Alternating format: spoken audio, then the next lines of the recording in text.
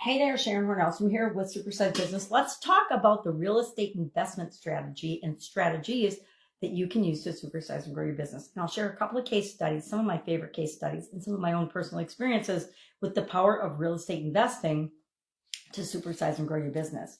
Now, real estate investing, having actual real estate, owning property and buildings and assets offers us a couple of things that help us to grow and build our business. A couple of advantages. One, we can always generate rental income with those properties. Number two, real estate over time tends to appreciate in value, right? There's fluctuation in the real estate market just like anything else, but different properties tend to over time appreciate in value. So if you're going to have a business and you're going to build it somewhere, a physical business and build it somewhere, you might as well own the real estate and the land that you're building that business upon, in my opinion. Also, it offers a hedge against inflation. What are some strategies and things we want to keep in mind? I'm going to share 5 areas that I think are critical and important that we keep in mind if we're using a real estate investment strategy. The first one is diversification. We want to make sure that if we're having that as a strategy, we're not focusing solely on one type, one geographical area, etc. of properties. The case studies that I'll share with you use real estate to do the things that I just mentioned: appreciate in value, create rental income, which is another stream of income for the business itself, and to hedge against inflation. Because guess what? Right now we are in a huge inflationary time. No matter what the news or the media or the current administration tries to tell us, there has been a ton of inflation and it's impacting all of us real people. And so real estate helps us to protect ourselves against that over the long term. We want to make sure we're doing market research. One of the most important things I learned in the real estate industry, and I've been in the real estate industry for, 3+4 decades. And that is making sure we're doing our homework, making sure we're studying the markets that we want to invest in or choose to invest in, as well as analyzing the local markets, analyzing the type of properties we're interested in buying and selling, etc. Third, we want to always do really in-depth financial analysis. Over time, a lot of us who invest in real estate create our own tools and templates and things, but there's a ton of them available online if you're just getting started. But you have to do the financial analysis. I subscribe to the theory and the belief that you make your money with real estate when you buy that real estate. And that means you need to buy it right. You need to buy it right. You need to do your homework. You need to know what your exit strategy is going to be, because that's going to determine how much profit you're going to make or not make on property. The next strategy, the next thing we need to consider is risk management. We need to have things in place to reduce or mitigate our risk. That includes contingency plans, financing plans, backup strategies and plans, diversification plans, which we talked about, as well as legal safeguards, insurance coverage, things like that, which, you'd think that would be no-brainers. If I'm buying a property, I'm going to insure it. But some people don't. And then somebody falls on their property and they get sued and they lose the property.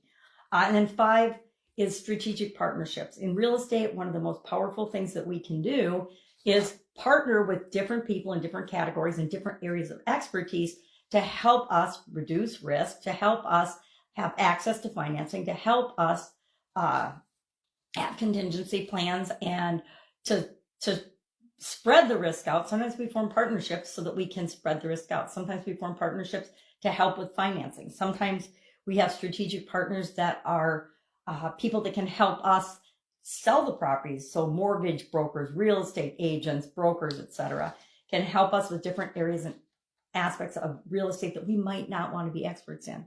When I first got involved in real estate, became an agent, then a broker, and then an investor. I guess I was an investor first, and then I became a real estate agent and a broker to take advantage of some of the opportunities that are available in the market that other people don't have access to by having that access to that area of expertise.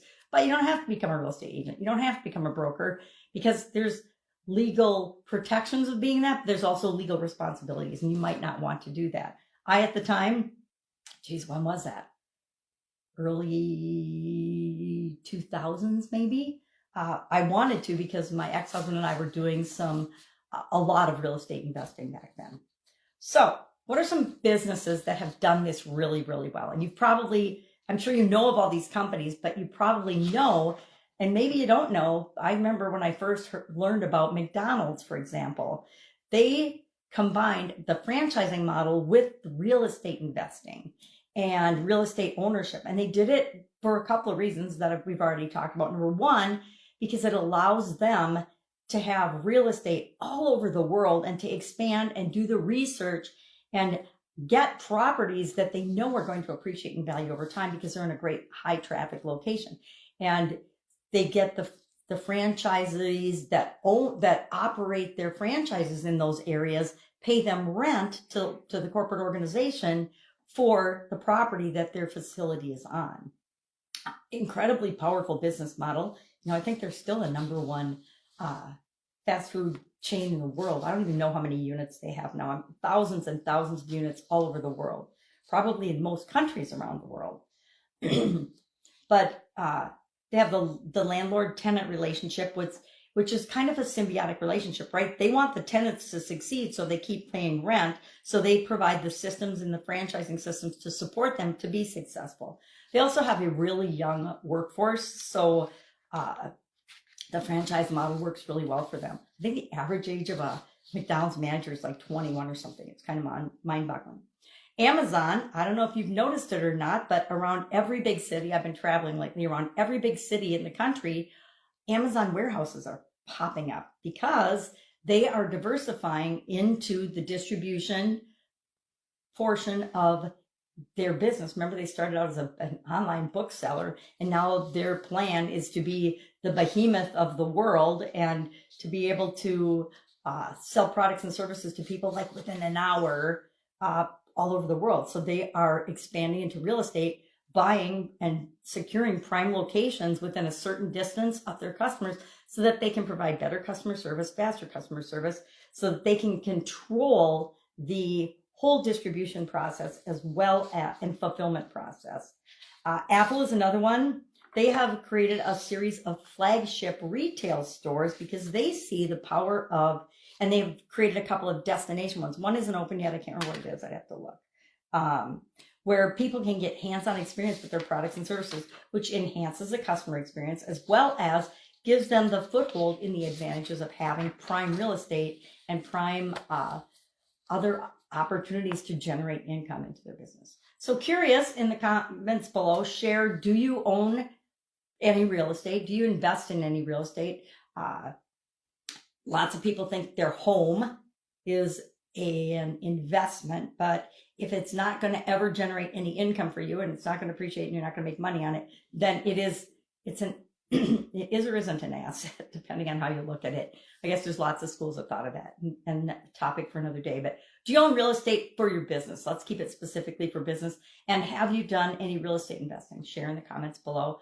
I've been investing, like I said, for probably 40 years. So lots of different types of investing, lots of experience in that particular industry and realm. That's it. Have an awesome day. Curious if you've ever considered real estate and real estate investing as part of your multiple streams of income to supersize and grow your business.